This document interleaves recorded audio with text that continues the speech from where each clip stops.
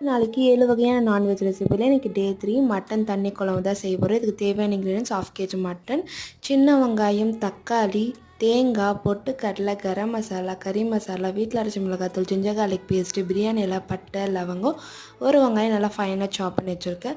இப்போ ஒரு பேனில் 2 டேபிள் ஸ்பூன் ஆயில் ஆட் பண்ணிட்டு சின்ன வெங்காயம், தக்காளி, தேங்காய், பொட்டுக்கடலை, பட்டை, லவங்கம், பிரியாணி இலை 5 நிமிஷம் சாட்டே பண்ணதுக்கப்புறமா அரைச்சி பேஸ்ட் மாதிரி எடுத்துக்கலாம்.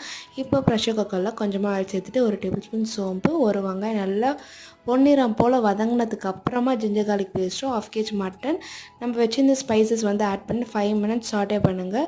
ஆயிலில் நல்லா சாட்டே பண்ணதுக்கப்புறமா நம்ம அரைச்சி வச்சிருந்த பேஸ்ட் ஆட் பண்ணிட்டு ஒரு கிளாஸ் வாட்டர் வந்து ஆட் பண்ணிடலாம். வாட்டர் ஆட் பண்ணிவிட்டு தேவையான அளவுக்கு உப்பு ஆட் பண்ணி 5 விசில் விட்டிங்கன்னா சூப்பராக மட்டன் குக் ஆகிடும். இப்போ தேவையான அளவுக்கு பெப்பர் ஆட் பண்ணிட்டு கொத்தமல்லி கருவேப்பிலை போட்டு இறக்கிடலாம். இட்லியோட சூப்பராக இருக்கும் தண்ணி குழம்பு. ட்ரை பண்ணி பாருங்கள். See you in the next video. Tata, bye.